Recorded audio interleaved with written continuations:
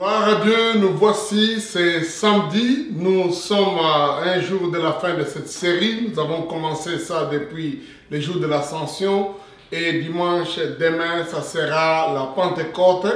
Nous sommes en train de voir les signes des temps de la fin. C'est une longue série que nous avons commencé en parlant des temps de la fin. Et maintenant, nous sommes vraiment donnés seulement à parler des 12 signes.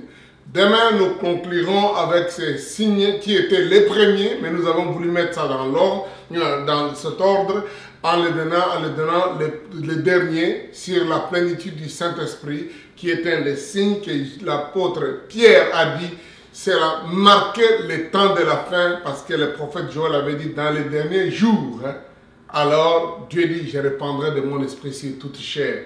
Nous parlerons ça de demain parce que c'est Pentecôte que vous allez célébrer dans toutes vos églises et partout, mais je voudrais en même temps que nous puissions les mettre dans le contexte de ce temps de confinement parce qu'ils étaient aussi 120 dans une chambre en confinement et le Saint-Esprit est descendu sur eux. Il est vrai qu'aujourd'hui, le confinement n'est pas parce qu'on attend le Saint-Esprit, comme Jésus avait dit aux disciples, attendez la puissance d'en haut, mais parce qu'il y a ce problème de Covid-19 qui devient l'objet de toutes les questions. Sommes-nous à la fin des temps? Quels sont les signes? Est-ce pas un signe? Alors, il est vrai que c'est parmi les signes, nous avons évoqué parmi les 12 les signes de peste.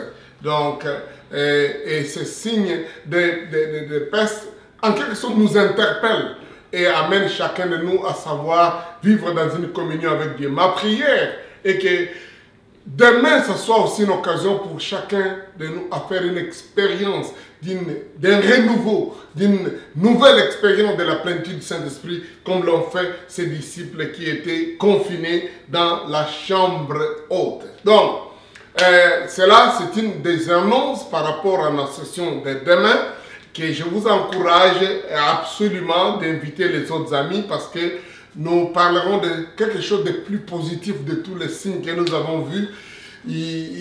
La plénitude du Saint-Esprit, c'est quelque chose d'extrêmement positif et je prie que chacun de vous fasse l'expérience. Si vous n'avez jamais reçu le Seigneur, de le recevoir. Si vous n'avez jamais été baptisé du Saint-Esprit, d'être baptisé. Si vous avez déjà été, d'être renouvelé, d'être rempli encore avec des signes et des prodiges, comme Dieu a dit. Vous aurez, donc les jeunes gens auront des songes et des visions, les erreurs de songes. Les jeunes gens, les jeunes filles, tout le monde prophétisera. Ainsi, tout œil verra la gloire, connaîtra, donc sera sauvé. Donc c'est quelque chose de très important comme session demain que je vous exhorte, je vous encourage.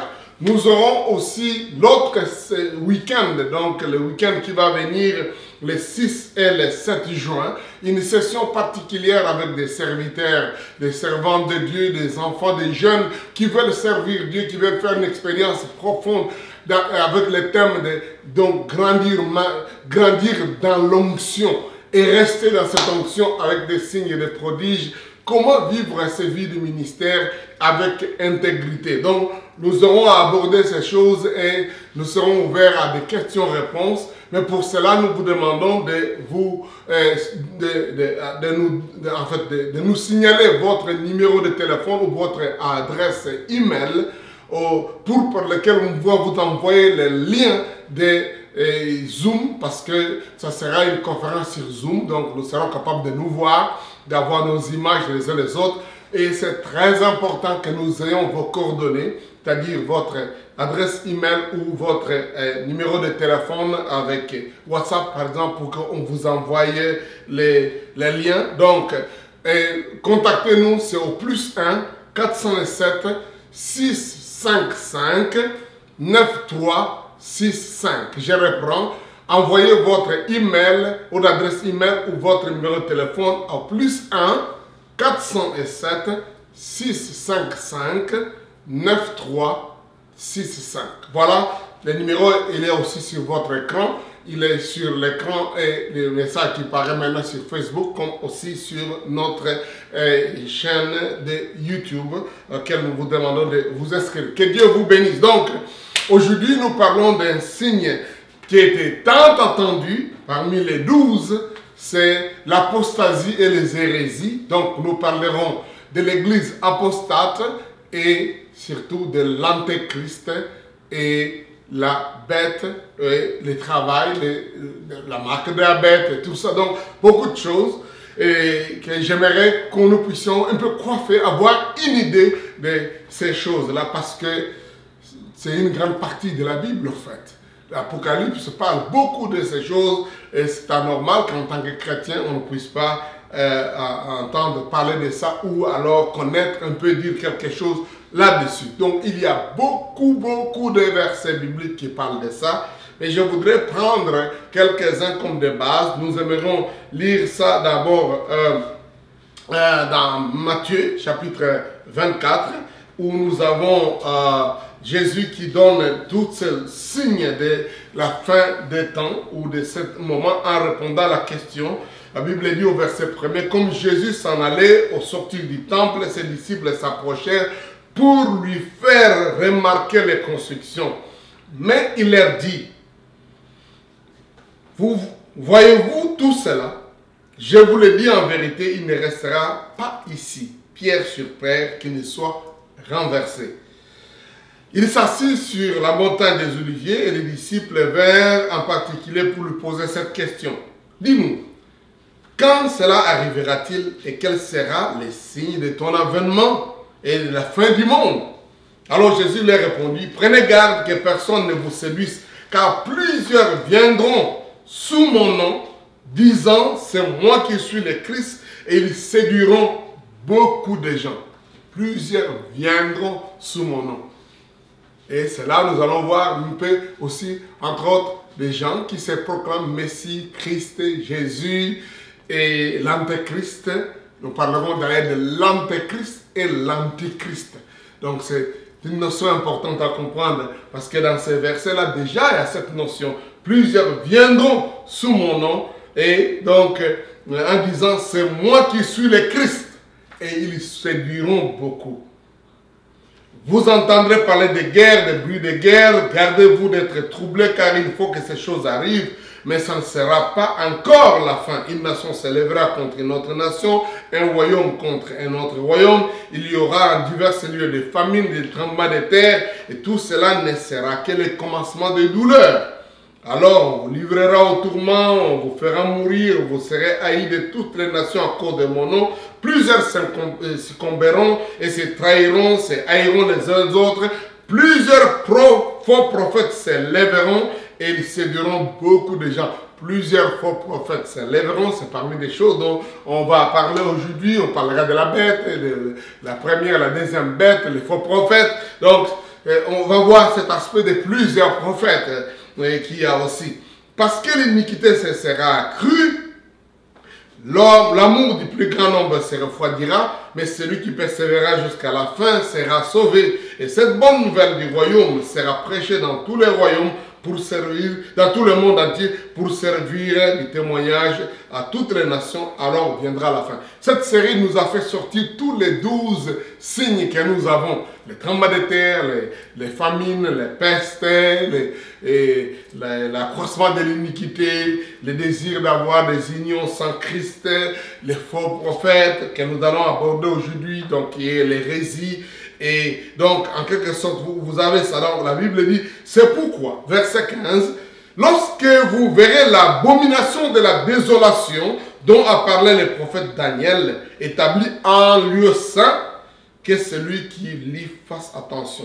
C'est alors que ceux qui seront en Judée fuiront dans les montagnes, que celui qui sera sur le toit ne descende pas pour prendre ce qui est dans sa maison, que celui qui sera dans les champs ne retourne pas en arrière pour prendre son manteau. Malheur aux femmes qui seront enceintes et à celles qui allaiteront en ces jours-là. Priez que votre fuite n'arrive pas en hiver, ni un jour de sabbat.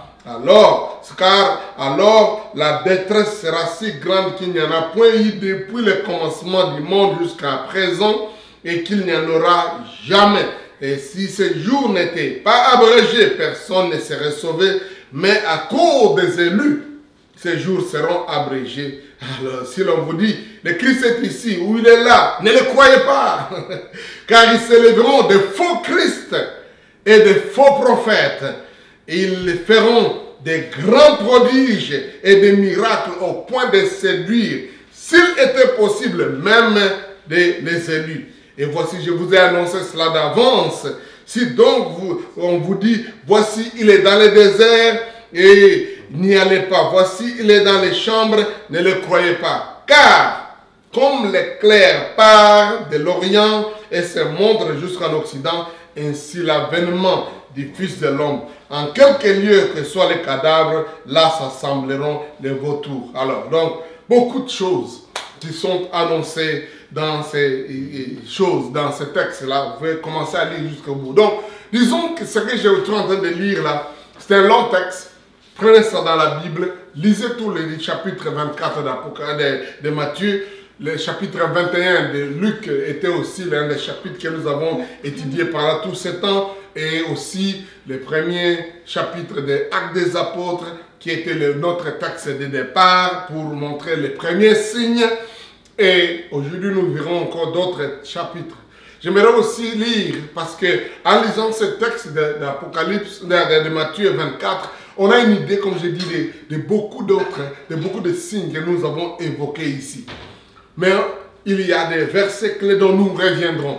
Mais je voudrais aussi lire un chapitre important parce que, puisque j'ai dit que les signes d'aujourd'hui, les signes que nous allons voir aujourd'hui, c'est l'apostasie, ou l'église apostate, ou la corruption, ou la destruction, comment je peux dire, le fait que les gens auront perdu le sentiment d'être engagés, d'être corrects devant le Seigneur. Je voudrais lire quelques autres textes que nous avons déjà lus et ça nous permettrait d'avoir une idée de cette notion de l'apostasie et des hérésies dont déjà Matthieu vient de nous dire, des fausses prophéties, des faux prophètes. Des Thessaloniciens chapitre 2, c'est aussi l'autre texte que nous avons besoin de voir par rapport à ces signes.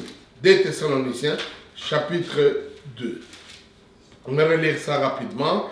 Je vous encourage de lire tous les chapitres, mais je dirais seulement du verset 1er jusqu'au verset 12. Voici la lecture.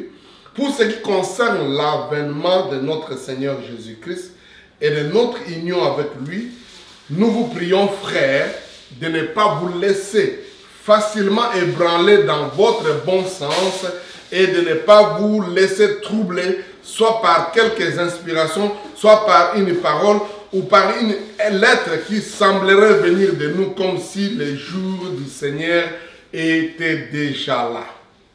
Voilà. Donc là, c'est quelque chose, nous voyons, Paul dit aux Thessaloniciens, à son époque, il y avait déjà toutes ces des fake news, des nouvelles qu'on racontait. Paul a écrit, tel là, il dit ceci. Donc nous voyons cela aujourd'hui, ça a grandi, ça a devenu encore grave, de telle sorte que les gens montrent des choses, ils déclarent des choses au nom de certaines personnes qui ne sont pas vraies. Donc les fake news n'ont pas commencé aujourd'hui. Une raison pour laquelle nous devons payer, parce qu'une des choses que le diable est en train d'utiliser maintenant, écoutez-moi, c'est le fait de répandre beaucoup de fausseté au travers des médias sociaux. Des faussetés, quand vous les écoutez beaucoup, vous croyez les faussetés, il y a un esprit d'égarement qui vous amène à croire ce qui est faux. Donc, il faut apprendre à douter de temps en temps de ce qui est faux. Si vous acceptez tout ce qu'on dit, prophétie, tout ça, toutes les théories de complotisme, c'est un effort de l'ennemi de vous égarer. Parce que c'est une préparation à ce que vous puissiez croire à l'esprit d'égarement et vous croirez les faux prophètes. Écoutez-moi ça. Ça, c'est un effort de l'ennemi. Il prépare le monde de commencer à croire les faussetés. Mais aussi, au travers de cette série de mauvais messages, de fake news, l'ennemi développe aussi dans les gens le sentiment de douter de tout. Parce que finalement, ça c'est faux, ça c'est faux, ça c'est faux. On voit toutes les choses qui vont amener que les signes qui apparaissent des avertissements de Dieu, puisque puisque les gens sont dit, ah, on nous a déjà dit ça, ah, ça, c'était faux, cette vidéo-là, c'est faux. Parce qu'on a montré tellement, vous avez vu, des vidéos montrent les nuages qui sont faits comme tels comme un serpent, comme les chevals, la bête est apparue à un tel endroit. Tout ça, c'est l'effort de l'ennemi de vous embrouiller au point où, quand la vraie chose aura lieu, vous douterez aussi. Donc, nous devons veiller sur ça. Donc, Paul ici met en garde l'Église de veiller pour ne pas laisser entraîner par des faussetés. C'est que Jésus a dit, si on vous dit, il est ici, il est là-bas, il est à Paris, un enfant est né en Égypte avec les mains comme ça, un enfant, vous avez déjà entendu toutes ces vidéos qui circulent à gauche, à droite, on vous dit, partagez ça, si tu partages ça à 5 personnes, tu recevras la bénédiction, tel a fait ceci. Écoutez-moi, tout ça c'est l'effort de l'ennemi de vous embrouiller davantage. Et lorsque vous verrez que ces choses-là n'arrivent pas, vous comprenez maintenant l'effort de l'ennemi, c'est de vous amener à dire, à douter de toutes choses, à toutes ces choses, c'est la doute, c'est rien. Donc c'est comme ça que l'ennemi prépare, soit de vous amener à tout accepter, et lorsque les choses que vous acceptez et vous sont fausses, vous avez un esprit d'égarement en vous, il parlera de ça dans ce chapitre, et vous croirez facilement les faux prophètes et l'antéchrist et la bête. Mais aussi, il met toutes ces choses pour que lorsque vous aurez découvert que ces choses ne sont pas vraies, vous apprenez à douter de tout et à ne pas accepter. Lorsque Dieu vous dirait, donc comme à l'époque de Noé, les gens n'ont pas accepté l'enseignement de Noé, quand Noé leur a dit, le déluge arrive, entrez dans le déluge, pardon, entrez dans l'arche, ils ont développé ce sentiment de douter, ils ne sont pas entrés dans l'arche. Donc, veillons sur cet aspect-là que l'ennemi peut développer autour de nous. Merci beaucoup. Donc, c'est pas anodin, c'est pas juste gratuitement que l'ennemi présente toute cette série de fake news. Non, ça c'était juste un commentaire du verset 2 de 2 Thessaloniciens chapitre 2. Donc il dit que les gens sembleraient vous dire que donc, le Seigneur et Jésus est déjà là. Il y a beaucoup de doctrines qui enseignent ça, qu'il est déjà venu, c'est terminé. Que personne ne vous séduise. Donc, au contraire, hier, j'avais parlé de la notion de séduire et la notion d'imposer. Donc, il y a des choses qui vous sont présentées comme en quelque sorte, c'est bon à prendre, à accepter. Il y a d'autres qui sont imposées. Nous verrons que la bête, l'antéchrist, viendra avec ces deux dimensions. La dimension de séduire, pour être très intéressant, et la dimension, après avoir séduit, d'imposer. Donc, que personne ne vous séduise d'aucune manière, car il faut que l'apostasie soit arrivée auparavant et qu'on a vu paraître l'homme impu, les fils de la perdition. Là, nous parlons de cet homme-là dont on parle de cette période terrible. L'adversaire. Donc, voici comment là, on a dit, l'apostasie, paraître l'homme impu, les fils de la perdition, l'adversaire qui s'élève au-dessus de tout ce qu'on appelle Dieu ou de ce qu'on adore. Il va jusqu'à s'asseoir dans le temple de Dieu, se proclamant lui-même Dieu. Ne vous souvenez-vous pas que je vous disais ces choses lorsque j'étais encore chez vous? Et ça a toujours été marquant pour moi. L'apôtre Paul n'a fait que pratiquement moins d'un mois auprès des Thessaloniciens. Après ça, il y a eu la persécution, il est parti. Et il leur a enseigné tout ça. En 3 sabbats seulement. Il a enseigné l'évangile, la conversion, la vie chrétienne et toutes ces choses de la fin des temps. Paul leur a enseigné ces choses-là. C'est pourquoi j'ai dit à beaucoup, et je vais encore redire ça au ministre dont nous aurons la réunion mercredi, enseignez tout le conseil de Dieu pour que vos membres soient instruits. Aujourd'hui, il y a beaucoup de chrétiens qui ne sont que dans quelques domaines et même spécialisés dans des choses même inutiles. Au lieu de prendre les choses, les conseils divins, la doctrine chrétienne de base, ce qui est important dans les Écritures et connaître les éléments basés pour être équilibré. Parce que si on est seulement dans un coin, on écoute seulement prospérité, victoire, victoire, victoire, ou bien démon, Satan, Satan, Satan, Satan, et vous êtes déséquilibré, vous ne connaissez pas beaucoup d'autres choses. Donc, veillons sur ça. Paul dit que je vous ai enseigné ça lorsque j'étais au milieu de vous, encore chez vous.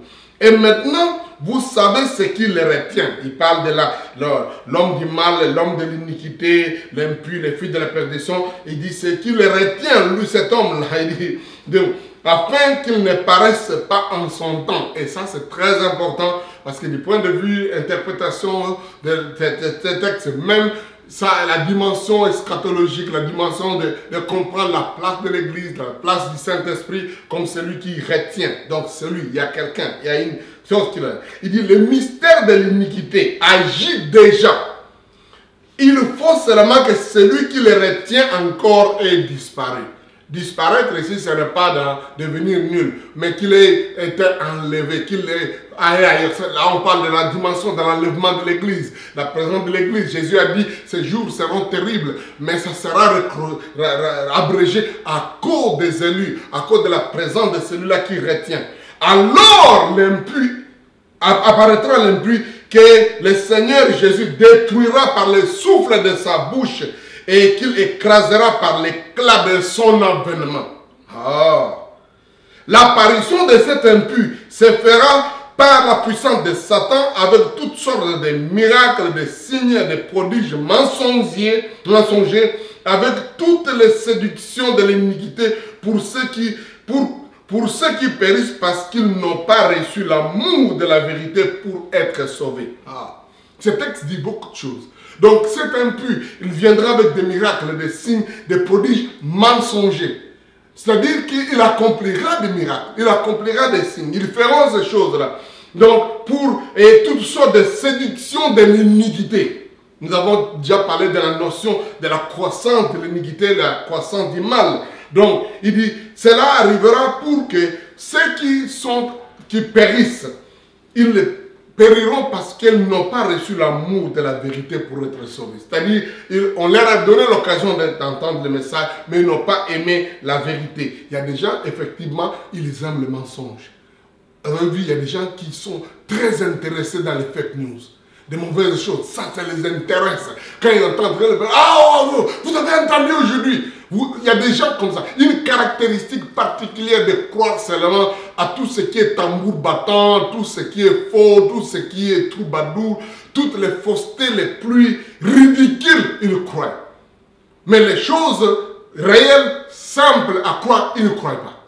Donc c'est ça. Notre cœur est comme, en quelque sorte, je peux dire le disque dur de l'ordinateur. Si vous l'avez rempli de junk, vous l'avez rempli de bêtises, de faussetés, de carouges, des faux enseignements, il ne reste plus d'espace pour les choses correctes.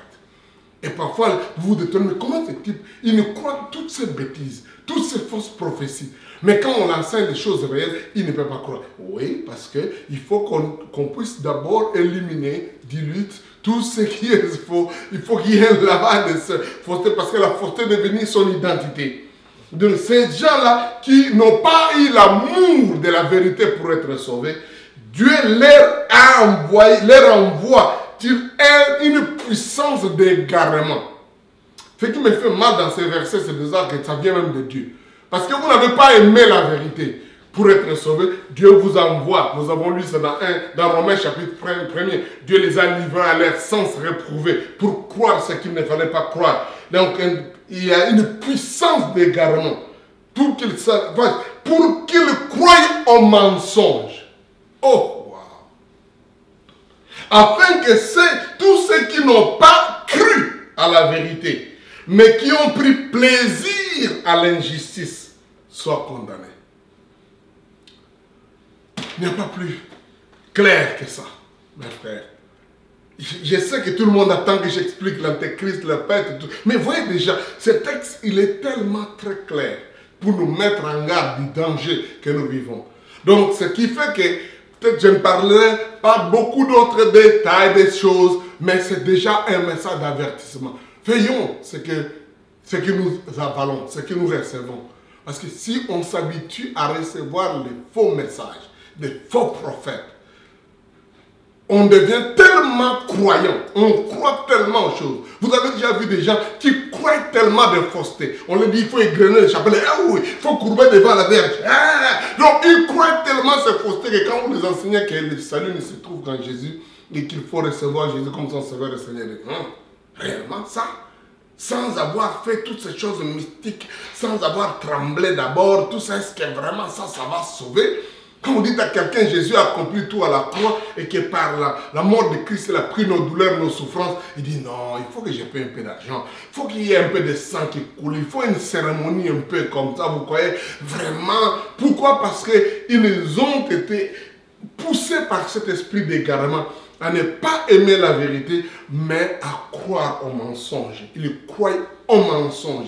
Ils croient au mensonge. J'ai prié Dieu qu'aujourd'hui vous puissiez prier, Seigneur, libère-nous. C'est ça la dimension de l'apostasie. C'est amener une église où les membres, les croyants, à croire ou à adhérer à des faussetés, à adhérer à une vie d'iniquité, à une vie de perversion, de fausseté, et à repousser la vérité. L'apostasie, c'est cet état-là où vous êtes poussé à n'accepter que ce qui est faux et à vivre une vie qui ne plaît pas à Dieu et de trouver plaisir dans ça. Vous trouvez c'est normal. Et des gens comme ça, ils peuvent être ultra religieux. C'est ce que Paul dit dans 1 Timothée. Il dit, il y a des gens qui trouveront plaisir plus dans le mal que dans le bien. Ils vont même renier ce qui en fait la force. Ce qui devait croire, ce qui devait être la chose la plus intéressante, la plus importante. Ils renient ça, mais ils acceptent n'importe quoi. Je voudrais que vous puissiez lire, nous puissions lire avec vous encore là-dessus 2 Timothée, je voulais dire. 2 Timothée, chapitre 3. Paul dit ceci. Sachez, verset 1er, sachez que dans les derniers jours, il y aura des temps difficiles. Car les hommes seront égoïstes, amis de l'argent, fanfarons, hautains, blasphémateurs, rebelles à leurs parents, ingrats, irreligieux, insensibles, déloyaux, calomniateurs, intempérants, cruels, ennemis des gens de bien, traîtres, emportés, enflés d'orgueil, aimant le plaisir plus que Dieu, ayant l'apparence de la piété, mais reniant ce qui en fait la force. Éloigne-toi de ces gens. Vous voyez cette liste-là? On n'aurait pas cru que ça peut être parmi les croyants, parmi les gens de l'église. C'est ça qu'on dit quand les gens arrivent dans la dimension d'apostate. C'est-à-dire ces gens-là qui cessent d'être corrects. Ils sont maintenant dans la fausseté. Il dit ces gens-là, ils ont l'apparence de piété. Vous verrez, ils font des courbettes, comme s'ils sont pieux, mais en réalité, ils renient ce qui devait faire la force réelle. Il dit, il y en a parmi eux qui s'introduisent dans des maisons, qui captivent de faibles femmes chargées de péchés, agitées par des passions de toute espèce, apprenant toujours et ne pouvant jamais arriver à la connaissance de la vérité. Qu'est-ce qu'il dit? Ces gens-là s'introduisent dans les maisons. Vous avez déjà vu tous ces gens-là qui entrent dans les maisons, se présentent comme prophètes, ils déclarent des prophètes. Vous voyez, et la Bible dit, ils prennent des faibles femmes. En fait, la Bible, le terme des femmellettes. C'est-à-dire cette dimension d'être capable de tout accepter, d'accepter n'importe quoi. Il dit des femmes chargées de péchés, agitées par des passions de toute espèce. C'est l'état d'apostasie. Où les gens, croyant qu'ils sont en train de faire des choses religieuses, mais en réalité ils s'égarent. Il dit ces gens-là entrent dans les maisons, ils arrachent toutes ces personnes qui ont le désir de connaître vraiment en profondeur le monde des ténèbres. Je voudrais connaître. Vous avez vu ces gens, il y a ce sentiment de désir de connaître certaines choses, mais qui sont toujours des faussetés. Et les gens acceptent ces choses. Il dit, ces gens-là, ils sont toujours là, apprenant toujours et ne pouvant jamais arriver à la connaissance de la vérité. De même que Janès et Jambres s'opposèrent à Moïse, de même ces hommes s'opposent à la vérité, étant corrompus d'entendement, réprouvés en ce qui concerne la foi. Waouh! Ils résistent à la vérité. Comme jamais ces Jambres, ce sont les magiciens qui avaient fait des miracles devant Pharaon en défiant Moïse. Et il dit, ces gens-là, ils s'opposent à la vérité et ils, donc étant corrompus d'entendement, reprouvés en ce qui concerne la foi. Donc, ils ne veulent pas accepter. Il dit, il faut éviter ces personnes. Il dit, mais ils ne feront pas de plus grands projets, car leur folie sera manifeste pour tous, comme ce fut celle de ces deux hommes. Alléluia. Bon. Les miracles, ils feront. Les gens aujourd'hui font des miracles, même multiplient. J'avais déjà parlé de ça. Les gens utilisent même les domaines scientifiques, tout ça, pour créer de faux miracles et convaincre les gens. Et les gens disent, oh, alléluia, vous avez vu la puissance de Dieu. C'est faux. Il y a des faussetés. Je ne suis pas de ceux-là qui refusent des miracles. Je crois aux miracles. Demain, je parlerai encore de ça. Je suis moi-même un témoin des miracles, des grâces, de la libération, de la délivrance de Dieu et de la guérison divine dans ma vie. Ce que je suis, c'est une preuve que Dieu fait des miracles. Et mon ministère est caractérisé par cette dimension des miracles, des guérisons, des purifications, même des résurrections des morts. Je crois ça. Mais tous ceux qui fomentent des miracles, des prodiges mensongers, il faut veiller sur ça. Il faut vous éloigner de ça le plus rapidement possible. Je crois aux prophéties. Je voudrais insister ici. Aujourd'hui, je parlerai des faux prophètes. Mais je crois qu'il y a des vrais prophètes. Il y a des gens qui en ont ainsi dit l'Éternel. Mais la Bible dit qu'il y aura plusieurs faux prophètes. Plusieurs faux prophètes. Et là, c'est là où nous voulons en arriver pour, quand nous parlons de cette dimension des signes des temps de la fin. Les faux prophètes enseignent d'abord les hérésies. Ils enseignent des faussetés, des mauvais messages. Mais les faux prophètes aussi annoncent des choses dans le but d'attirer les gens vers eux et les écarter de Dieu. Les faux prophètes peuvent annoncer des choses qui arrivent, qui se manifestent. Mais le but n'est pas pour que les gens connaissent Dieu et croient que Dieu est celui qui annonce des choses à l'avance. Mais le but, c'est d'attirer les gens à croire en eux ou préparer les gens à accepter une fausseté, accepter une fausse personne. C'est-à-dire ce que nous allons voir avec la Bible parle de deux bêtes dans l'Apocalypse, la première bête et la deuxième bête. Donc nous allons voir que la deuxième bête fait des prodiges et des miracles.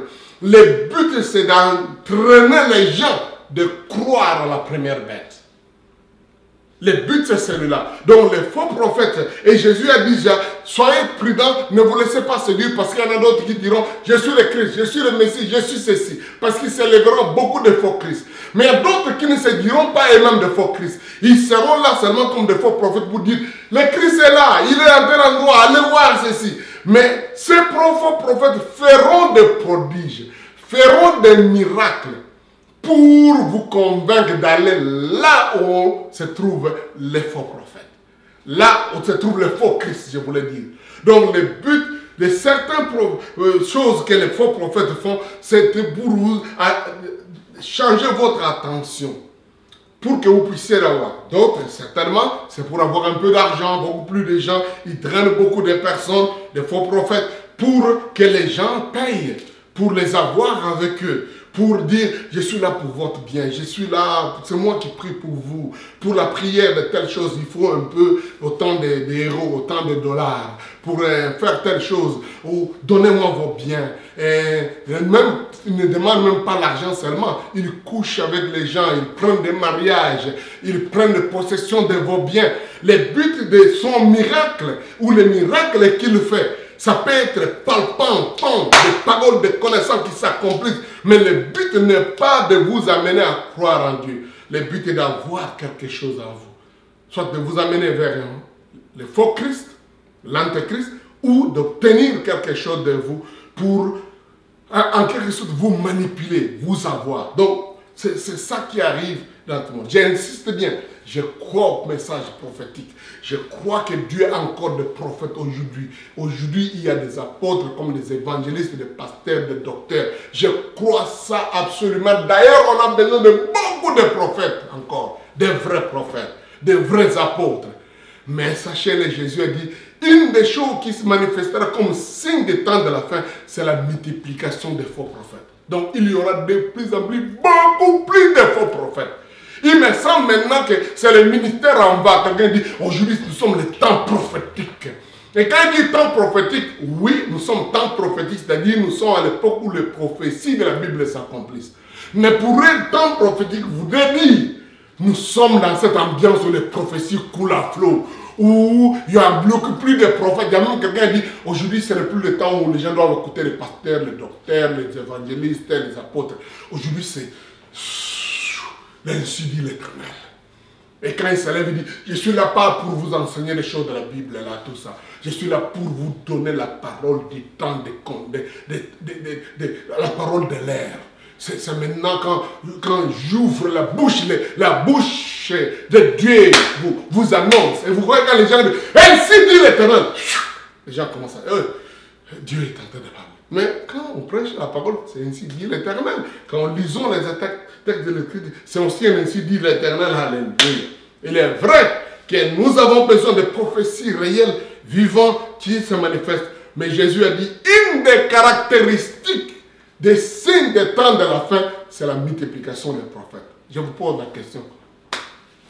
Vous qui êtes dans l'église maintenant, pensez-vous, voyez-vous qu'il y a de plus en plus de prophètes que les autres? Oui. Donc, les temps sont là. Nous vivons ces temps-là, où il y a une multiplication des faux prophètes. Et il n'y a pas que multiplication des faux prophètes, il y aura les manifestations des faux prophètes. Et c'est là la différence que nous voyons quand nous lisons dans la Bible qu'il y a là plusieurs faux prophètes et qu'il y a les faux prophètes. C'est prophète au singulier qui est les faux. Et nous parlerons de lui. La même chose, nous parlerons de l'antéchrist. Il y a plusieurs antéchrists, mais il y a aussi l'antéchrist. Plusieurs antéchrists comme l'esprit d'antéchrist. J'aimerais lire ça avec vous rapidement pour qu'on ait une idée dans 1 Jean chapitre 2 verset 18 où l'apôtre Jean nous montre qu'il y a effectivement l'antéchrist qui viendrait et qu'il y a plusieurs antéchrists qui sont déjà là. 1 Pierre chapitre 2 verset 18. Petits enfants, c'est la dernière ère. Écoutez, les textes que nous lisons ont toujours cette précision. La fin des temps, la fin des temps. C'est la dernière. Une des caractéristiques de cette dernière ère, il dit, et quand vous avez appris qu'un antéchrist vient, donc au futur, il y a maintenant plusieurs antéchrists. Par là, nous connaissons que c'est la dernière ère. Waouh! Il y a l'antéchrist qui vient, il y a plusieurs antéchrists qui sont déjà là. Alors, je sais que vous êtes étonnés de voir, peut-être pour la première fois dans ce texte, pour la première fois chez vous en lisant, vous voyez, on n'a pas écrit antichrist, on a écrit antéchrist. Il y a une petite différence entre la notion d'antéchrist et antéchrist. En parlant de l'antéchrist, il y a un esprit autour de ça, de faire comme Christ, en niant Christ. Faire comme Christ. Antéchrist, c'est quelque chose comme. Donc, c'est lui qui vient avant Christ. Donc, avant, Jésus a dit, je suis venu de la part de mon Père, vous ne m'avez pas accepté. Quelqu'un d'autre viendra de lui-même, vous l'accepterez. 1 Jean chapitre 4 nous dit que nous ne devons pas accepter n'importe quel esprit. Chapitre 4, verset 1. Bien-aimés, n'ajoutez pas foi à tout esprit, mais prouvez les esprits pour savoir s'ils sont de Dieu, car plusieurs faux prophètes sont venus dans le monde. Reconnaissez à ceci l'esprit de Dieu. Tout esprit qui se déclare publiquement pour Jésus-Christ est venu, pour Jésus-Christ venu en chair est de Dieu. Et tout esprit qui ne se déclare pas publiquement pour Jésus n'est pas de Dieu. C'est celui de l'antéchrist dont vous avez appris la venue et qui maintenant est déjà dans le monde. Ici, il présente la notion de l'esprit de l'antéchrist. Parce qu'il y aura l'antéchrist comme individu, comme homme, mais il y a aussi l'esprit de l'antéchrist qui se multiplie en plusieurs antéchrists. C'est-à-dire ceux qui viennent paraître comme Christ. Jésus a dit, vous entendez les gens vous dire, je suis Christ. Donc, en quelque sorte, cette personne fera des choses à la façon messianique, à la façon de Christ. Il peut paraître, le but c'est la séduction, l'antéchrist. Mais aussi dans l'antéchrist, il y a la notion de l'antichrist. Parce que le but c'est au fait de faire les choses contre Christ. Antéchrist signifie contre, opposé à Christ. Et sachez-le, Jésus l'avait dit, j'avais dit hier par rapport à cet esprit d'unification, Jésus a dit, celui qui ne rassemble pas avec moi, disperse. Donc il y a ce sentiment de vouloir mettre les choses ensemble pour que, vous voyez, c'est de l'amour. Mais quand ça doit se faire sans Jésus. Hier, je vous avais dit, ces associations qu'on est en train de faire, qu'il ne faut pas parler des choses là qui divisent. Donc, par exemple, il ne faut pas dire que Jésus est le seul chemin, parce que là, ça divise. Donc là, cette unité est faite dans l'esprit de l'antéchrist. Ça apparaît beau, c'est séduisant, c'est l'amour, c'est la communion. On va mettre tout le monde ensemble. Et la notion est l'antéchrist. Mais en même temps, quand ils présentent le Christ et Jésus, ils ne sont pas d'accord. Non, non, non, non. Voyez ça, ça divise les gens. Donc, ils se présentent en antéchrist. C'est ce que fera au fait l'antéchrist. Il viendra avant le Christ. Parce qu'aujourd'hui, nous attendons le retour de Christ. Donc, il sera antérieur à la venue de Christ. C'est comme ça qu'il est antéchrist. Il vient, Jésus vient. La Bible dit Jésus vient bientôt. Mais avant que Jésus ne vienne, Jésus le Christ, Jésus-Christ le Messie, avant qu'il ne vienne, l'antéchrist, celui-là qui viendra et se manifestera comme Christ, viendra avant lui. C'est comme ça qu'il est antéchrist. Et la lecture de la Bible montre que quand il se présentera comme antéchrist, il sera accepté, cru, au point où les gens diront, il est le Christ. C'est lui le Messie. Et alors, quand les gens accepteront qu'il est le Christ, qu'il est le Messie, il se présentera comme antichrist. C'est la même personne. Il se présentera même comme antichrist. C'est à ce moment-là que Thessaloniciens dit, il entrera dans le lieu saint. Il n'entrera pas dans le lieu saint comme antichrist. Il entrera dans le lieu saint comme antéchrist. C'est lui qu'on attendait, le Christ. Il entrera dans le temple de Dieu. Je vous avais dit que les choses sont en train de se faire pour la construction du temple. Parce que ce troisième temple, le temple d'Ézéchiel, comme on l'appelle, le temple du temps du millénium va être construit. D'ailleurs, les dispositions sont déjà prises parce que ce sera construction préfabriquée, presque comme à l'époque où Salomon a construit les outages, les éléments, les ustensiles, tout était déjà fait par David. Ils n'ont fait que poser ça sans aucun coup de marteau. Ils ont seulement déposé. À l'époque, c'était déjà comme ça. Une technologie extrêmement développée. Aujourd'hui, la technologie permet que les maisons préfabriquées peuvent se construire en un jour. On construit tout parce que tout est fait. Aujourd'hui, en Israël, il y a ce qu'on appelle l'Institut du Temple. Cet Institut du Temple, c'est une école qui a mis toutes les dispositions. Ils ont pratiquement tout ce qu'il faut. Tout ce qui leur manque, c'est l'arche. L'arche de l'Alliance, qui n'est pas encore. Mais ils ont tout. Ils ont même dit qu'ils ont retrouvé les restes de l'huile là. Parce que, en fait, les Juifs croient qu'il fallait que cette huile-là ne s'éteigne pas. Donc, cette huile-là restait toujours dans le décombre et on a trouvé ces restes d'huile qu'on mélangeait. Parce qu'à l'époque, on ne laissait pas la lampe s'éteindre. Donc, il y avait de l'huile. Avant que la lampe, l'huile ne termine, on vient ajouter encore l'huile pour que l'huile là qui était avant, qui était sainte, soit capable de sanctifier la nouvelle huile et la lampe. Donc il croit que malgré toutes ces années de presque 2000 ans depuis que le temple n'existait pas, cette huile-là était toujours quelque part, on a retrouvé ça par l'Institut du Temple qu'il garde précieusement. Donc il ne reste que, au fait, que l'endroit là où on devait construire, parce qu'aujourd'hui il y a le mosquée d'Omar, Donc quand ces mosquées seront ôtées, les temples seront construits rapidement parce qu'il faut que l'Antéchrist, nous l'appelons Antéchrist, mais les Juifs l'appelleront comme le Messie, celui qu'ils attendaient, celui qu'il fallait qu'ils acceptent. Parce que jusque-là, ils n'acceptent pas Jésus. Ils attendent leur Messie encore. Le Messie viendra. Et quand il viendra, ils entreront dans les lieux très saints. Les Juifs ne permettront pas quelqu'un d'entrer dans les lieux saints comme ça et être accueilli sans qu'il soit juif. Ce qui fait que, bien aimé, l'Antéchrist dont nous lisons dans la Bible, celui-là, l'homme Antéchrist, tous les exégètes de la Bible croient, et moi ici aussi, il ne peut qu'être un juif. Ça ne peut qu'être juif. Parce que les juifs n'accepteront pas un Messie qui n'est pas juif, qui n'est pas descendant d'Abraham. C'est pourquoi on vous dit, pape tel, le président tel du monde, Hitler, c'est l'Antéchrist. Non. Les juifs ne peuvent pas accepter quelqu'un qui n'est pas un juif.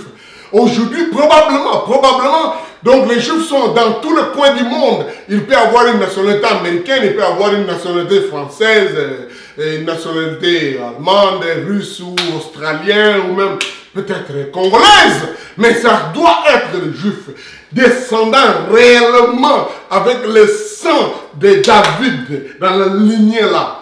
Et les Juifs vont l'accepter. Parce qu'ils ne toléreront pas. Les tests même de DNA, de l'ADN seront faits tels qu'ils découvrent. Les Juifs n'accepteront pas n'importe qui comme Antéchrist. Parce que l'Antéchrist, il faut qu'il soit un Juif. Il faut que ce soit quelqu'un de leur propre gens, leur propre type. Et il ne sera pas nécessairement un chef religieux. Mais ce sera quelqu'un qui leur redonnera leur pouvoir. Qu'est-ce que les Juifs attendent du Messie? C'est là où ils ont eu des problèmes avec Jésus. Ils ont trouvé que Jésus était tellement religieux, il s'occupait de la dimension spirituelle. Alors que les Juifs attendent leur roi des Juifs. Un roi, un chef souverain, quelqu'un qui, en fait, qui leur retournera leur souveraineté pour qu'ils ne soient pas esclaves. C'est pourquoi quand ils voyaient en Jésus, les gens attendaient, il va déclarer le royaume. Il va déclarer qu'il est le Messie. Et déclarer Messie, roi, ne signifie pas simplement un homme spirituel. Pour eux, ça signifie celui qui a le pouvoir, qui reprend le trône de David. Donc, probablement, et c'est de plus en plus sûr que l'Antéchrist ne sera pas juste un chef religieux. Il sera un chef avec un pouvoir politique, très intelligent, très capable, mais en même temps encourageant la dimension des cultes, la dimension où les gens peuvent adorer Dieu. Et une des autres caractéristiques importantes sur l'Antéchrist, il sera un très bon négociateur, un chef très conciliant vis-à-vis des ennemis des Juifs, en particulier les Arabes. Il réussira à obtenir l'accord israélien-arabe. Donc, entre les Arabes et les Israéliens, il réussira cette dimension que j'avais parlé hier, d'unifier ces gens-là, qui sont en conflit de façon terrible. Et je crois que ce sera une des négociations sera les lieux où se trouvent les mosquées aujourd'hui. Il réussira à obtenir ça, qu'il y ait une paix entre les Arabes et Israël. Ça, c'est une des grandes caractéristiques qui fera que les Juifs seront contents de lui et même les musulmans seront contents de lui. Savez-vous que les musulmans croient que l'Antéchrist viendra? Croient, mais ils ne voient pas dans cet Antéchrist comme quelqu'un qui fera chose contre Jésus. Ils voient dans cet Antéchrist comme quelqu'un qui viendra accomplir les choses. C'est pourquoi ils voient sa dimension d'Antéchrist. Anté-Jésus que les chrétiens proclament. Parce que pour eux, Jésus-Christ, les Juifs croient aussi que Jésus-Christ reviendra. Jésus reviendra, pas Jésus-Christ. Ils croient que Jésus reviendra. Mais pour eux, Jésus ne reviendra pas comme chef des chrétiens, les gens du livre. Il montrera que les gens du livre avaient écrit la fausseté, donc les chrétiens. Et que ce Jésus-Christ-là sera musulman. Ils croient ça. Ce Jésus-là sera musulman. Le Coran, je vous épargne. En fait, je ne vais pas commettre des fautes dans les résumés, les référents des sourates. Mais si vous googlez, vous allez voir, les musulmans croient au retour de Jésus. Et ils attendent ce retour. Mais c'est Jésus-là qui reviendra pour eux. Pour eux, il sera un musulman. il convaincra les chrétiens que les chrétiens étaient en erreur et que désormais maintenant, les chrétiens, les juifs vont accepter cela et se mettre ensemble. Il sera un homme conciliant, un bon négociateur. Donc, c'est ça le travail que l'antéchrist va faire. Donc, en quelque sorte, la notion de l'antéchrist signifie pas seulement être contre Christ, mais ça sera comme un imitateur, un supplanteur. Celui qui fera mieux que ce que Jésus aurait fait. Et il viendrait avant Jésus. C'est pourquoi la Bible l'appelle l'antéchrist. Donc, il viendra antérieurement par rapport à la vraie venue de Jésus. Et quand les Juifs et les Arabes vont se réconcilier, parce qu'il fera ce travail-là, ils seront fiers et il aura tellement de pouvoir. Parce qu'il viendra un temps de période de crise telle que nous vivons. Oh mon Dieu, je ne sais pas mon temps, comment je termine cette série de leçons. Donc, il aura une capacité de convaincre tout le monde. Peut-être parlant un langage très calme, tout ça. Parce qu'il sera dans cette dimension de séduction. C'est pourquoi les lecteurs de la Bible croient que quand il viendra, ça sera la première période de ce qu'on appelle le temps de tribulation.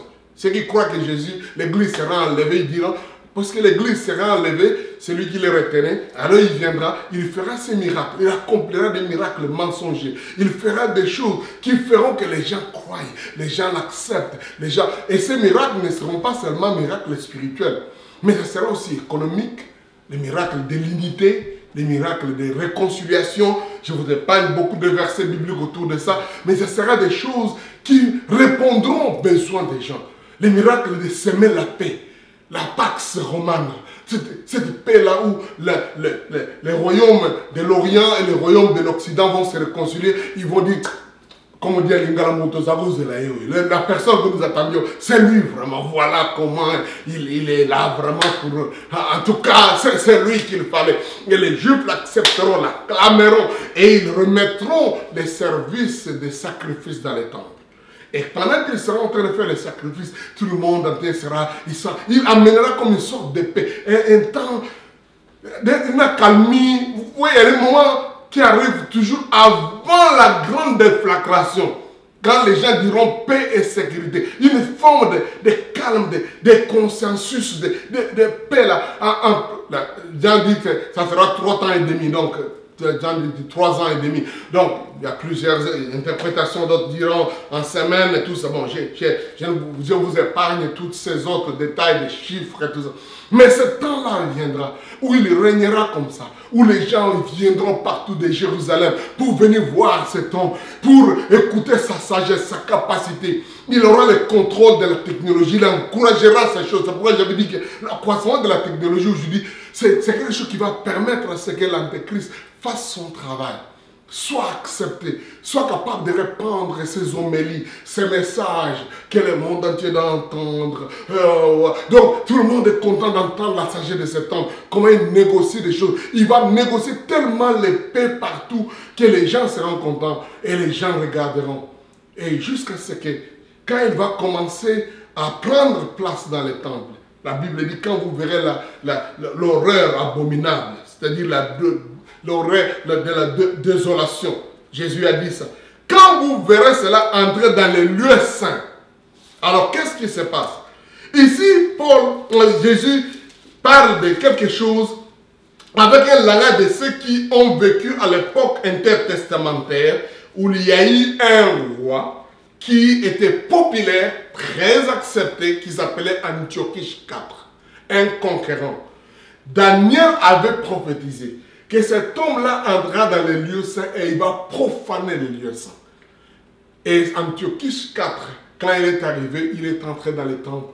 Il a tellement aimé, d'abord il veut pacifier, il a accepté toutes les sortes de religions, la paix, la réconciliation des religions. Et il est entré dans les temples. Après un moment, il a déclaré devant les Juifs que non seulement il doit être adoré. Au fait, l'adoration, il l'imposera, mais ça sera déjà fait petit à petit. Quand les gens commencent à louer quelqu'un, oh, ce chef-là, notre dirigeant, ils commenceront à chanter pour lui, ils seront contents de lui. Vous comprenez ce qui arrive avec tous les dirigeants du monde. quand les gens, il y a toujours un groupe de gens qui commencent une forme de culte, une sorte de culte de personnalité, l'adoration, louer la personne. Oh, il est extraordinaire, c'est lui qu'on attendait, vous voyez. Alors, cette adoration continue à aller jusqu'à un moment de quand il arrive et dit, bon, je suis moi-même le prêtre. Et Antiochus est arrivé un jour à faire les sacrifices dans le temple d'une trouille, c'est-à-dire un porc. Il a amené cet animal-là, le porc, on a offert un sacrifice. Pour les Juifs, ça c'était horreur. Comment on peut offrir un sacrifice à un animal impur? Et ils lui ont résisté et à ce moment-là, il a déclaré qu'il était Dieu. Et Thessaloniciens, nous avons dit qu'il se déclarera Dieu et qu'il fallait l'adorer. Alors les Juifs ont commencé la rébellion de Maccabée, comme on dit, la révolte de Maccabéenne est née avec Mattathias, donc qui a commencé à résister et a dit on doit purifier le temple. Il y a eu la grande bataille dans le temple. Antiochus avec ses armées ont voulu écraser. Donc il y a eu un grand travail, ce qui a amené que quand les révoltes de Maccabée ont réussi à chasser cet homme parce qu'au fait ils ont découvert même qu'il était un sélicide. On l'a chassé et puisque lui avait fait verser le sang dans le temple, il fallait qu'on puisse redédier le temple. C'est là où est venue la fête de la dédicace. La fête de la dédicace ne se trouve pas dans l'Ancien Testament. Ça se trouve dans le Nouveau Testament à partir de la période intertestamentaire à cause de la souillie du temple qui était fait par Antiochus IV. Et c'est ça, un accomplissement de ce que Daniel avait dit. Et Jésus dit dans cette prophétie que quelque chose se fera encore comme ça.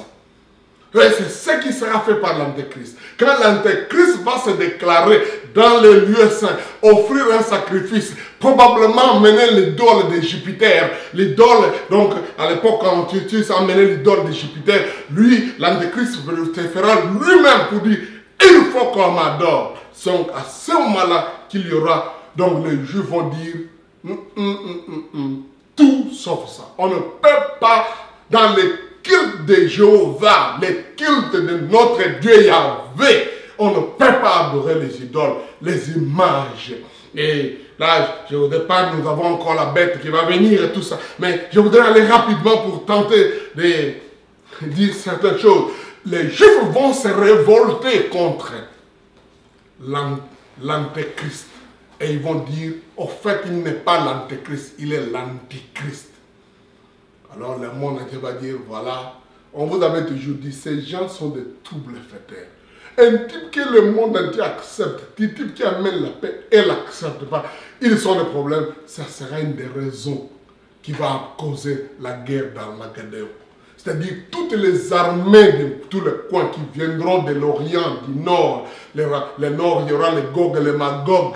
Toutes les armées viendront se réunir pour dire les Juifs, ils ont exagéré. Ils sont arrivés au point de renier notre type. Celui-là qui peut. Alors, il faut le combattre. Il y aura la grande guerre d'Armageddon. Donc, je reviendrai peut-être pour d'autres sessions autour de ça parce que maintenant, je parle des signes. Je ne parle pas de la ligne de temps. Je préfère vous dire, dès que j'ai commencé, je ne parle pas, telle chose viendra après telle chose. Non, je ne fais pas ça mon travail. Je vous dis des signes. Parce que j'ai toujours cru ceci par rapport à l'eschatologie. Nous ne devons pas être dogmatiques dans la ligne de temps. C'est-à-dire, ça viendra après ça, après l'autre, il reviendra après. Non, j'ai toujours dit, c'est l'avenir. On aura une possibilité de vivre ça. C'est bon qu'on ait une idée de ça. Mais on ne doit pas être dogmatique.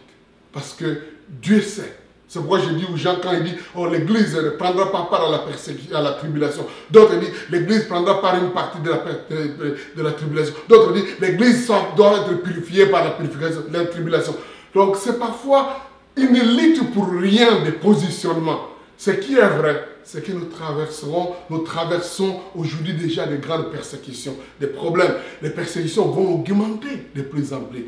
Et probablement, nous traversons cette influence qui est déjà là de l'Antéchrist, qui agit. C'est pourquoi ça nous demande un discernement de veiller pour parfois, et moi je crois ça, que les choses sont telles que peut-être maintenant déjà, l'Antéchrist est déjà né. Il est là, il est quelque part. Mais comme il n'apparaît pas encore dans cette dimension, que les Juifs doivent l'accepter comme Messie, Comme il n'apparaît pas encore dans cette dimension, il doit demander qu'il soit adoré. On ne saura pas. Mais quand on a l'esprit de la vérité, on saura résister à certaines choses. On saura dire, ça là, ça risque d'amener à telle chose. Je ne dis pas que nous devons être suspecter toutes choses, mais du moins, l'esprit de Dieu amènerait quelqu'un à découvrir que ça, c'est un faux prophète, ça c'est dangereux. Donc je crois que l'Antéchrist, il y a un esprit dans la façon de faire, mais il y aura réellement une personne, une personnalité qui sera réelle, qui existera, qui exercera un pouvoir politique, mais qui, en quelque sorte, résolvera un gros problème de la présence d'Israël, donc de la place d'Israël dans le monde. Et quand les Juifs découvriront qu'il n'est pas comme ça, il y aura des clenchements de choses, ce qui est terrible. Mais il aura un très grand pouvoir. Mais son pouvoir ne viendra pas que de lui, pas de sa capacité seulement de résoudre les problèmes. Mais ce pouvoir viendra, la Bible présente des autres personnes qui vont jouer un rôle terrible dans cette période, c'est la bête. Il y a la bête, comme on la présente, avec sa marque, et il y a la première et la deuxième bête. Donc, dans la marque de la bête, on a l'impression de voir cela dans les deux personnages. Mais l'une est présentée comme la première bête, et l'autre est présentée comme la deuxième bête, qui seront en quelque sorte des personnalités qui vont exercer un pouvoir dans le monde, dans les domaines plus spirituels, qui vont pousser les gens, en quelque sorte, d'accepter le travail de l'Antéchrist, de l'accepter. Donc, Apocalypse chapitre 11, verset 7 dit qu'il y aura une bête qui montera de l'abîme et elle fera la guerre et les vaincra, les tuera. Il parle de cette bête qui va faire la guerre aux Juifs. Et d'autres disent, dans l'Apocalypse chapitre 13, présente une autre bête qui sortira de la terre. Donc, il y a une première bête qui sort de l'abîme. Donc, d'autres disent c'est la mer, l'abîme, la profondeur. En quelque sorte, il viendra des nations. Il ne sera pas juif, cette personne-là de la bête. Donc, il ne sera pas juif. Il exercera un pouvoir. Plus, beaucoup de gens, des eschatologues, croient que ça sera quelqu'un qui viendra de l'ancien empire romain, qui aura un pouvoir parce que tel qu'il est présenté, il a des cornes, il a ceci, il a 10 cornes, il possède 10 nations, 10 pouvoirs. Beaucoup d'autres gens disent qu'il sera institutionnel. Beaucoup même disent que c'est peut-être l'Union européenne, donc je ne sais pas dire ça maintenant. Mais Daniel a présenté cette bête-là. Dans Daniel chapitre 7, verset 24, on dit qu'il possède cette tête, qu'il a ceci. Apocalypse 17, versets 9 et 10 aussi, présente cette tête-là comme des rois, des pouvoirs qui seront. Donc ici, cette bête, on l'appelle bête parce que sa forme est mouvante, c'est monstrueuse. Ce n'est pas une seule façon de la voir. Il sera multiface, multifacette, comme on peut dire. Donc, mais ça sera un homme qui ne viendrait pas des Juifs. C'est pourquoi l'expression sortira de l'abîme ou de la mer. Mais il y aura une deuxième bête, et ça, j'aimerais vous encourager de lire Apocalypse chapitre 13, chapitre 17, qui vous donnera l'idée de cette bête-là, la première qui aura fait des choses et qui sera agressée, qui aura une blessure presque mortelle. Et il y aura la deuxième bête. Celle-là, elle vient de la terre, d'un pays. En fait, l'expression là viendra d'un endroit identifié, un pays comme Israël. Et beaucoup de gens croient que cette deuxième bête sera juive. Donc, c'était quelqu'un qui sera un juif. C'est cette deuxième bête qu'on appellera plus tard le faux prophète. Ce travail de cette deuxième bête, ça sera pour organiser une campagne internationale, mondiale, pour promouvoir l'adoration de la bête, de l'autre ancienne bête, et l'adoration de l'idole qui a été présentée par l'Antéchrist. Donc, il fera un effort pour montrer aux gens qu'il faut accepter. Et à cause de ça, j'ai dit, il fera des miracles. J'avais déjà dit ça. Il fera des miracles. Et il sera un faux prophète. Parce qu'il annoncera des choses. Apocalypse chapitre 16, verset 13, chapitre 19, verset 20, chapitre 20, verset 10, parle de ces faux prophètes. Qui fait que les présents de ces trois, l'Antéchrist, la première bête, qui est la bête elle-même, qui a une marque, on parlera tout à l'heure de la marque de la bête, et les faux prophètes constitueront comme une fausse trinité. Comme aujourd'hui nous avons le Père, le Fils et le Saint-Esprit, ce sera la même chose. Il y aura l'Antéchrist comme le Père, il y aura la bête, la première bête, donc il sera comme, on dit, il le présentera comme l'agneau, il sera doux, il sera, en même temps, la Bible dit, il sera sa représentation comme l'agneau, comme Jésus. Mais il y a la deuxième bête qui sera le faux prophète, qui agira comme celui qui inspire. La Bible même dit qu'il guérira, il exercera un pouvoir à cette ancienne bête qui a été blessée, qui était attaquée. Donc, alors, il la revivra, il redonnera la vie. C'est comme le Saint-Esprit a revivé, ressuscité Jésus. Donc, la deuxième bête fera le travail du faux prophète. Donc, les trois là, ils conjugueront les efforts qu'ils contrôleront le monde dans les domaines politique, économique, social, spirituel. Ils contrôleront tellement le monde que la Bible dit ils imposeront la marque de la bête. J'avais déjà fait passer la fois passée, hier ou tous les autres jours, disant que toutes ces choses au débat apparaîtront comme des solutions. La marque de la bête telle que nous lisons dans la Bible. On a l'inspiration, j'aimerais vous donner les références rapidement. C'est comme si c'était une solution à des problèmes d'entente, des relations, des transactions. Pour dire, pour acheter telle chose, il faut avoir telle chose. Pour passer à un endroit, c'est comme un passeport. C'est comme quelque chose qui vous permet de faire vite les choses mieux. Et cette marque-là entrera, comme dit, petit à petit dans les gens, de telle sorte que les gens ne se rendront pas compte jusqu'au moment où ça sera imposé. À l'époque où la Bible était écrite, c'était sous le pouvoir romain. Les empereurs, quand ils veulent faire une transaction à distance ou quoi, ils avaient une marque qu'ils mettaient. Donc, ils le mettent comme un cachet, comme un sceau. Donc, pour dire transaction accomplie. Vous avez payé l'argent, allez-y.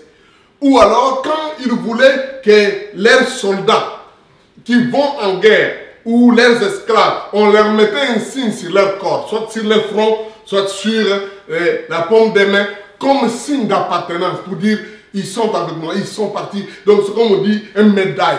Donc, un signe. Aujourd'hui, il y a toujours des signes d'appartenance. Je ne dis pas que tout signe d'appartenance est une force, est une marque de la bête.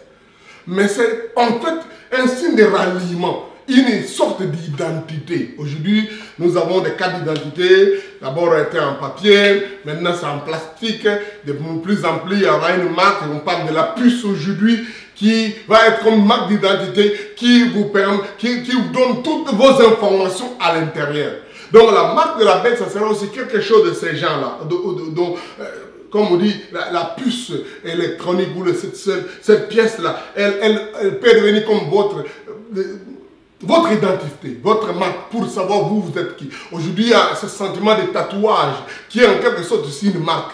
Pour que beaucoup de gens disent, je mets cette marque-là quelque part de moi, s'il y a un accident et que mon corps, pour qu'on me retrouve, on saura que ma marque, c'est telle chose sur mon corps. Et puis, des groupes de gangsters, des bandes disent, bon, pour nous, pour appartenir à notre gang, il y a un tel signe.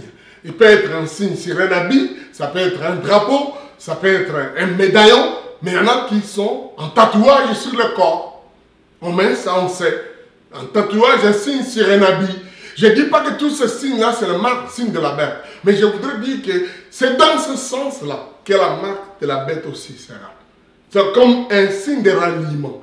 Une façon, mais aussi ça sera comme un instrument facilitateur pour rendre la vie paisible, pour que les choses fassent facilement. Comme aujourd'hui, on a des passeports, pour vous identifier, vous appartenez à tel pays, ou vous avez un visa, pour faire passer à tel... Ça rend les choses plus faciles. Vous êtes dans un endroit, celui qui n'a pas de visa, on le retient. Celui qui a le visa, il le passe. Donc, ça sera un peu comme un instrument facilitateur.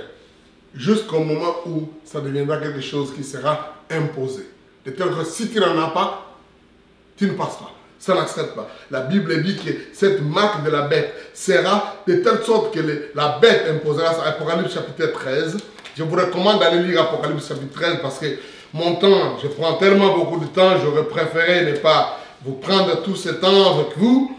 Peut-être il faut qu'on ait une occasion d'étudier encore Apocalypse, l'eschatologie différemment. Donc, lisons à partir du verset 11 et je vais lire jusqu'à la fin du chapitre et peut-être donner le dernier commentaire et puis on va prier.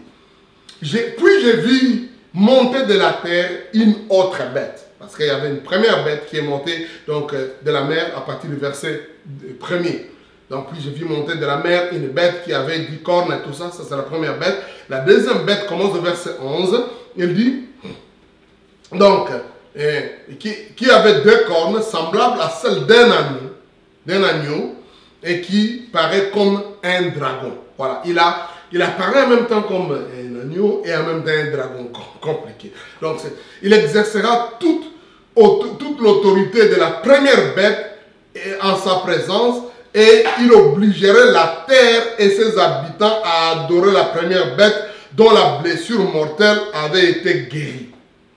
Réalisez ça, c'est du premier verset jusqu'au verset 10, on parle de la première bête. Donc, elle opérait des grands prodiges jusqu'à faire descendre du feu du ciel sur la terre à la vue des hommes. Elle séduit les habitants de la terre par les prodiges qui lui étaient donnés d'exercer en présence de la bête, disant aux habitants de la terre de faire une image de la bête qui avait été blessée par l'épée et qui vivait. Il lui fut donné d'animer l'image de la bête, afin que l'image de la bête parle et qu'elle fasse ce que tous ceux qui n'adorent pas l'image de la bête soit tués. Et elle fit de tous, petits et grands, riches et pauvres, libres et esclaves, reçoivent une marque sur leur main droite ou sur leur front. Et que personne ne puisse acheter ni vendre sans avoir la marque, le nom de la bête ou le nombre de son nom. C'est ici la sagesse. Que celui qui a de l'intelligence calcule le nombre de la bête. Et car c'est un nombre d'hommes et son nombre est 666. Là encore, vous comprenez, beaucoup de gens, beaucoup d'encre coule là-dessus, beaucoup de gens veulent avoir toujours des précisions, c'est quoi le nombre de la bête, c'est quoi, le nombre est déjà présenté 666. Mais ce qui est intéressant, c'est de voir que ce nombre-là, il appelle c'est un nombre d'hommes. L'expression c'est un nombre d'hommes renferme deux choses. C'est-à-dire que c'est effectivement possible de plus en plus qu'un homme ait, chaque homme ait un nombre. Et nous vivons ça. Avant, c'était pour des prisonniers ou des militaires.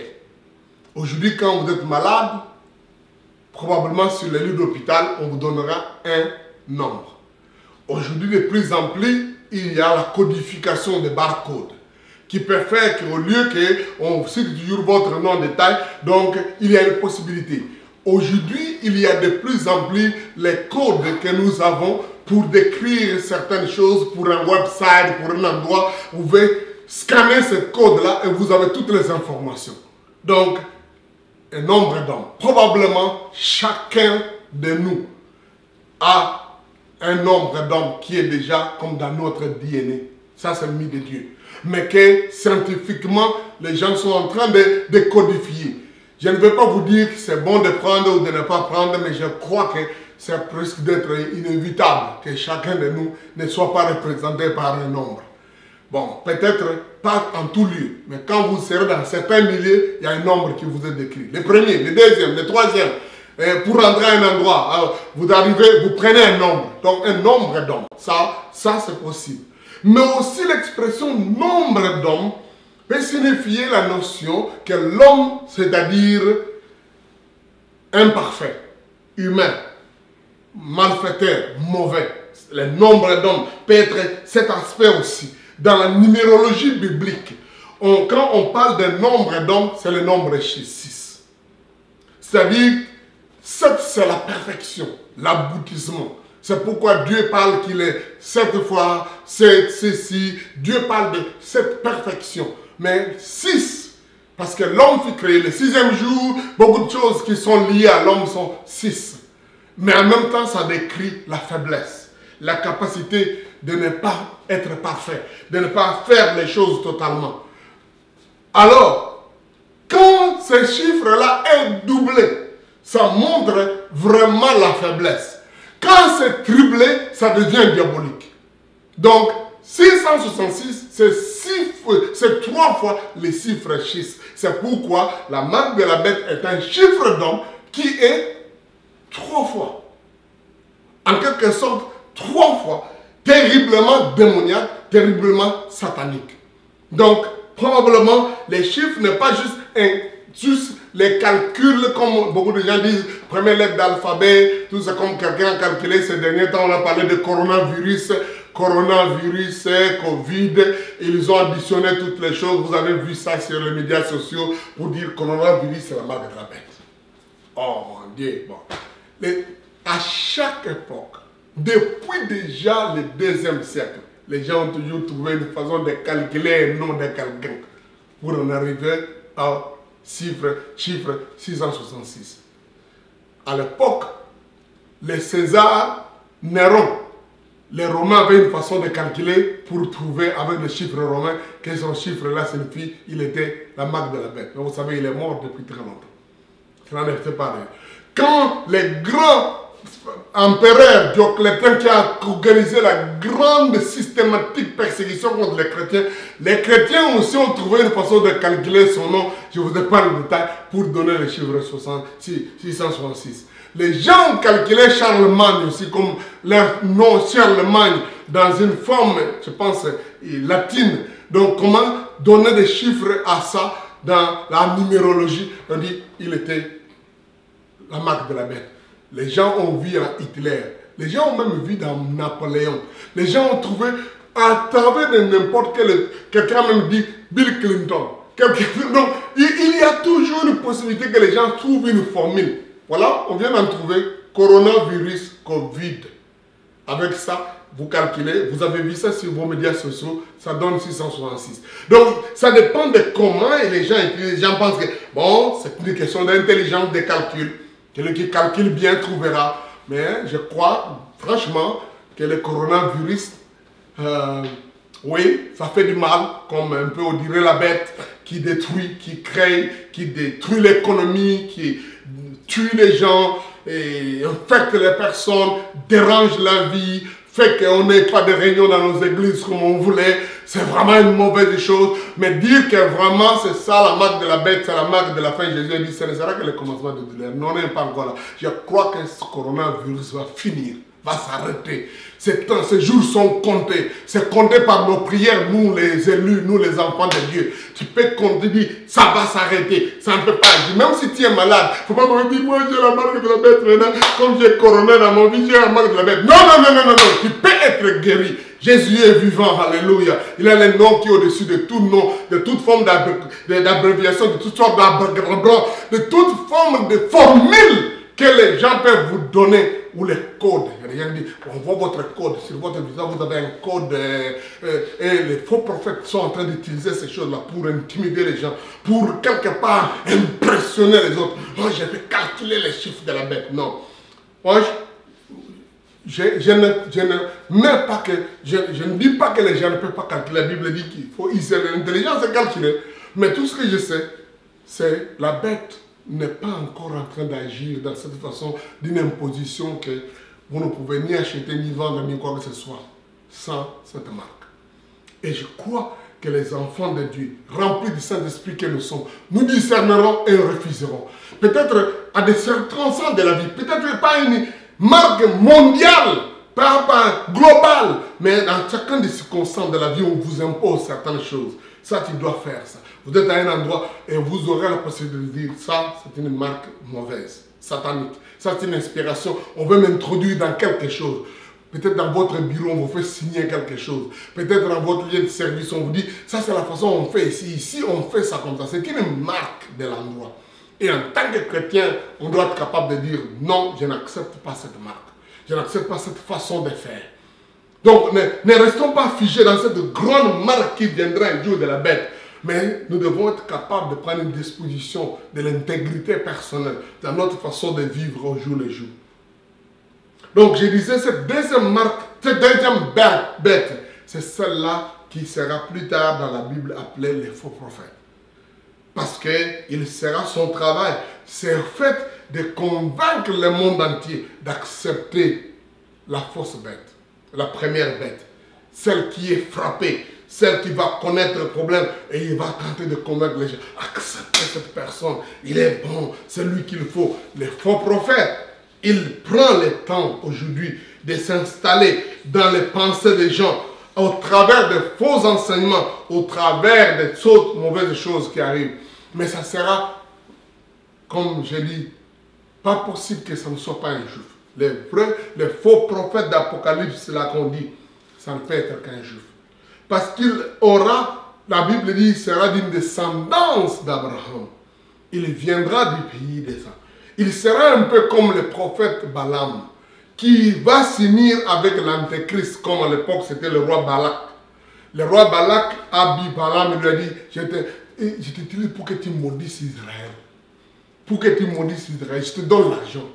Et malheureusement, Balaam, qui était un prophète de Dieu, mais qui est devenu un faux prophète, a commencé à lutter entre obéir à Dieu ou obéir l'argent, la corruption que Balak lui donnait. Et il a fini par corrompre Israël à pécher, à faire des choses pour qu'il devienne vulnérable. L'effort des faux prophètes, c'est ça. Quand il connaît que vous êtes rigide, vous êtes rigoureux dans votre intégrité. De ce fait, vous ne pouvez pas être maudit. Dieu ne peut pas vous punir. Il préférerait vous inciter dans la perversion. Balaam a amené les enfants d'Israël à se pervertir et de ce fait devenir vulnérables. Et la colère de Dieu pouvait frapper Israël. Il y a eu 23 000 morts en un jour à cause de ça. Et on a l'impression que le travail que le faux prophète fera effectivement, c'est de pousser Israël à faire des choses qui ne soient pas correctes. Donc, accepter l'Antéchrist.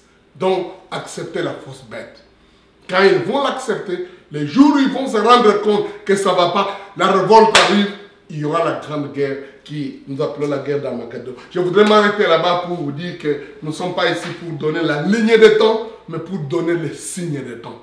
Les signes sont tellement visibles avec nous de l'apostasie, de ce que les gens acceptent de bêtises, de ce que les croyants cessent de vivre dans la sainteté, dans la crainte de Dieu, de voir des faux prophètes qui pullulent à gauche, à droite, de voir tous ces faux enseignements, tous ces fake news qui se manifestent, de voir les gens croire des faussetés là où ils ne pouvaient même pas croire, ils ne pouvaient pas croire, de voir les gens résister à la vérité, de voir les gens garder une forme d'être chrétien, une forme de piété, mais en réalité ils renient ce qui fait la force, qui au fait qui retient le mal, la présence du Saint-Esprit dont on parlera demain.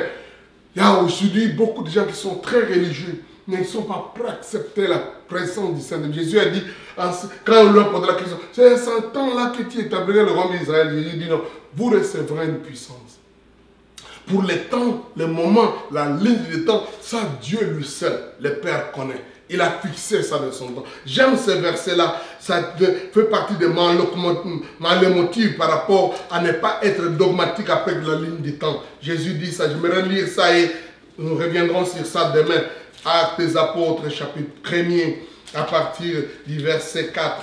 La Bible dit, après, donc, comme il se trouvait avec eux, il leur recommanda de ne pas s'éloigner de Jérusalem, mais d'attendre ce que le Père avait promis, ce que je vous ai annoncé, leur dit-il. Car Jean a baptisé d'eau, mais vous, dans peu de jours, vous serez baptisés du Saint-Esprit. Ils ont eu 10 jours. Nous avons eu, pendant tous ces jours, parlé des signes des temps. Mais je crois que demain est un jour où nous célébrons Pentecôte. Et je voudrais croire que vous aurez cette expérience importante. Alors les apôtres réunis lui demandèrent, Seigneur, et c'est en ce temps-là que tu rétabliras le royaume d'Israël? Grande question. Et vous vous souvenez, je vous avais parlé du 14 mai 1949 où cette histoire est arrivée. Mais je voudrais aussi vous dire qu'il y aura un vrai rétablissement du royaume d'Israël, ce qu'on appelle la restauration de toutes choses. Israël reviendra à Dieu, croira au Seigneur, croira en Jésus-Christ. Aujourd'hui, les Juifs sont anti-chrétiens, anti-Jésus-Christ, la majorité. À part quelques-uns qui sont croyants, qui sont des frères et sœurs en Christ, qui se font même appeler Juifs messianiques, mais la grande majorité des Juifs n'acceptent pas Jésus. Et ils vont malheureusement accepter l'antéchrist, ils vont accepter les faux, parce que lui leur prétendra vous dire, je vous donne le pouvoir, je vous donne la conquête du territoire. Ils vont récupérer tout le territoire comme à l'époque du règne de David et de Salomon. Les Juifs veulent voir ces rois-là qui viendront leur donner à Jérusalem son pouvoir, sa place de rétablissement du royaume d'Israël. Mais Jésus dit, ce n'est pas à vous de connaître des temps ou le moment que le Père a fixé de sa propre autorité. Mais vous recevrez une puissance. Le Saint-Esprit survenant sur vous et vous serez mes témoins à Jérusalem, dans toute la Judée, dans la Samarie et jusqu'aux extrémités de la terre. On parlera de ça demain. C'est ça le signe qui retient. Je peux vous dire, notre présence déjà en tant que chrétien diminuera les temps de souffrance et retient l'antéchrist et la bête de faire ce qu'ils veulent. Parce que nous sommes là, nous sommes présents. Mais aussi c'est l'action du Saint-Esprit. Et la présence du Saint-Esprit dans nos vies empêche à ce que l'ennemi ne fasse pas ce qu'il veut. Imaginez qu'il n'y ait pas le Saint-Esprit. Les voleurs voleraient librement, feraient tout ce qu'ils veulent. Les crimes seraient rampants. Les gens feront n'importe quoi comme ils veulent. Mais il y a une présence de la sainteté qui retient les gens à se permettre n'importe quoi. Et il ne retient pas seulement les êtres humains ordinaires, mais il retient la bête, l'antéchrist, les faux prophètes. Même si peut-être ils sont nés quelque part, mais il y a une force qui les retient pour qu'ils ne se manifestent pas jusqu'au temps fixé par Dieu lui-même. En ce qui te concerne, en ce qui me concerne, nous avons besoin de nous protéger, de nous garder en Jésus. Si on est en Christ, la Bible dit notre vie est cachée avec Christ en Dieu. En face de ces pressions qu'il y a dans le monde, vous pouvez interpréter les événements, ce que nous vivons, les vaccins, quoi comme match de bête, vous pouvez tout faire. Mais il y a aussi des pressions dans nos milieux de service, dans nos maisons, dans nos familles, de nos coutumes, de nos traditions. Il y a des pressions de tout genre, des amis qui vous poussent à des choses, des pressions au travers des médias, des pressions qui sont la seule façon de résister à ça. C'est d'être dans le Seigneur, de croire en Jésus, de se laisser protéger par Christ. Et il nous gardera, il nous protégera. Jean dit que l'esprit de l'antéchrist est déjà là. Mais nous l'avons vaincu parce que celui qui est en nous est plus puissant que celui qui est dans le monde. Alléluia. 1 Jean chapitre 4, verset 4. Nous l'avons vaincu, nous les avons vaincus, ces antéchrists, ces forces du mal, parce que celui qui est en nous est plus puissant que celui qui est dans le monde. C'est la même chose par rapport aux maladies, aux choses, aux doutes, la peur qui domine maintenant le monde. Nous l'avons vaincu.